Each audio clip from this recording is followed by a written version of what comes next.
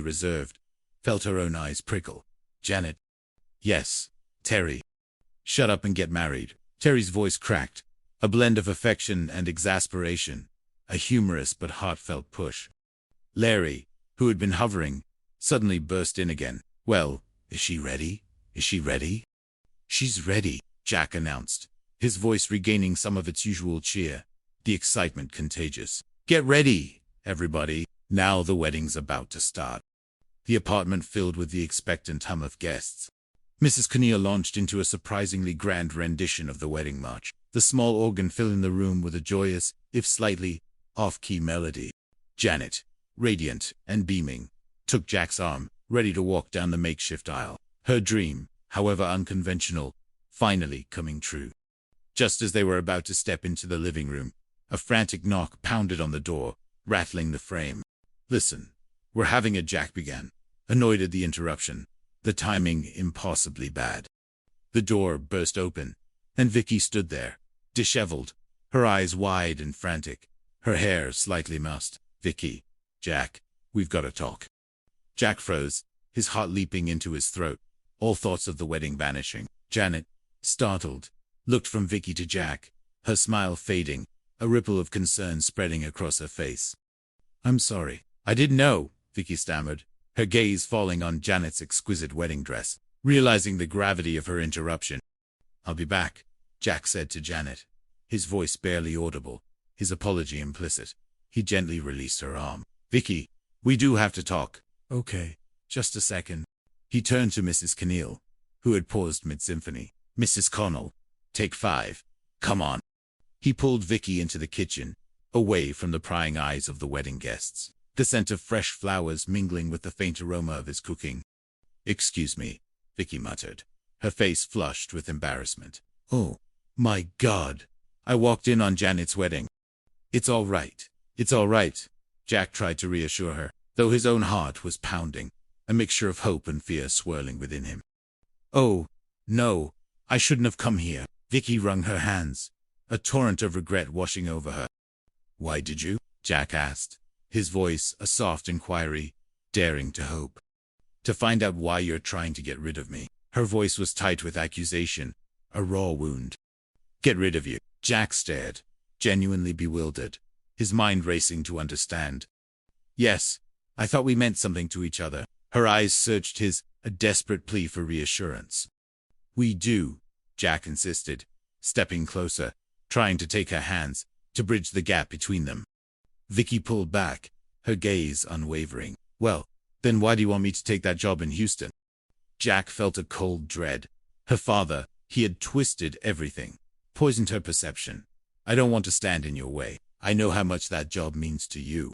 He tried to explain, to convey his misguided selflessness, his attempt to prioritize her career over his own desire to keep her close. Where did you hear that? Vicky asked, her eyes narrowing, a flicker of suspicion in them. From your father, Jack admitted, the truth hanging heavy in the air, confirming her worst fears. Oh, I should have known. Vicky's shoulders slumped, a look of profound disappointment on her face, the realization of her father's manipulation settling in. Oh, Jack, that job means nothing to me. But you do. Jack's heart soared, then plummeted as he remembered the previous night, the way he'd pushed her away, the pain he had inadvertently caused. Oh, Vicky. He reached for her again. This time she didn't pull away, their hands meeting, a spark of So, tell me what my dear, sweet father said, Vicky prompted, a bitter edge to her voice, wanting to hear the full extent of his deceit.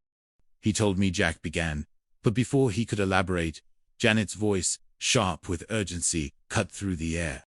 Harry, where's Jack? He's supposed to give me away.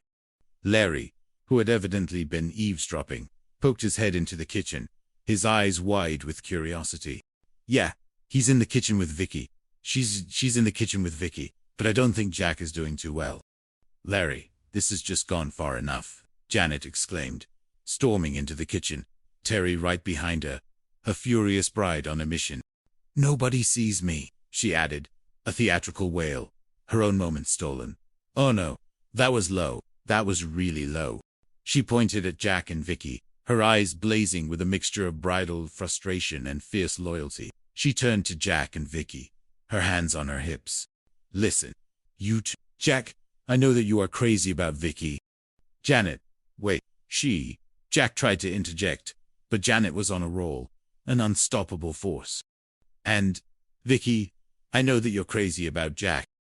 Oh, Janet, listen, everything Vicky started, but Janet cut her off, her voice firm. No, you, listen, now. I want you to stop. Stop acting like a couple of silly kids, and I want you to make up, and I want you to do it right now. She folded her arms, her gaze unwavering, an ultimatum born of exasperation and love. Jack looked at Vicky, a sheepish grin spreading across his face, recognizing the undeniable truth in Janet's words. Vicky, despite herself, returned his smile, a blush creeping up her cheeks, the tension finally breaking. Well, what do you think? Jack asked softly. I guess we better do what she says, Vicky replied, her voice a little shaky, a hint of laughter in her eyes. I think you're right. Jack reached out, gently taking her hand. The touch was electric, a silent reaffirmation of everything they felt for each other, a mending of the breach. Janet beamed, a triumphant smile lighting up her face. Now, that's more like it. Janet, what are you doing standing around? You're supposed to be getting married. She turned, ready to resume her walk down the aisle. Come on. She paused, looking back at Jack and Vicky, who were still holding hands, lost in their moment of reconciliation. Oh my God. Nobody sees me now either, she wailed. But this time, it was pure joy, a playful surrender to the chaos. Chapter 3. The Weight of a Promise. The wedding proceeded, a joyous, if slightly chaotic affair. The minister, a kind-faced man who seemed to take the apartment's setting in stride, began the ceremony, his voice resonating with warmth and solemnity. Dearly beloved, we are gathered here today in the sight of God to join together this man and this woman in holy matrimony. Janet, her arm once again linked with Jack's, beamed, her face radiant. Philip, standing at the altar with Tony, looked equally smitten, his gaze fixed on his bride. Who gives this woman to be wed to this man? The minister asked, his eyes sweeping over the assembled guests.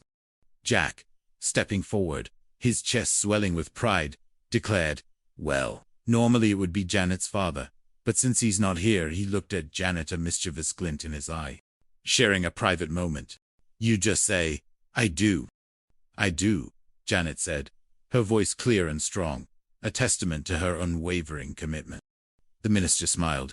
The success of a marriage is not just the responsibility of the husband and wife, but all those who love and are near to them. This marriage should not mean the end of old friendships. Rather than losing one another, you should feel more tightly bound than ever, sharing the joy and happiness.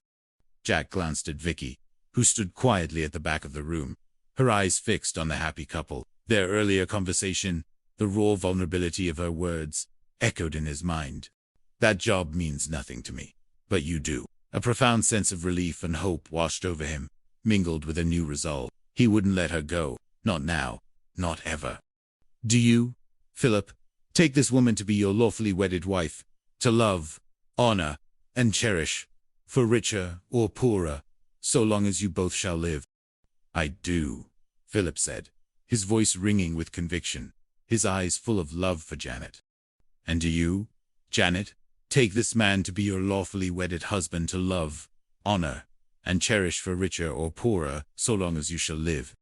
I do, Janet replied, her eyes shining with unshed tears of happiness, her dream finally realized. May I have the ring, please?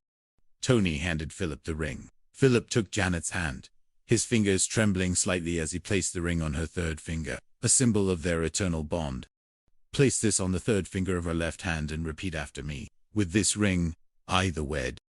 With this ring, I the wed, Philip repeated, his gaze never leaving Janet's, his voice filled with devotion.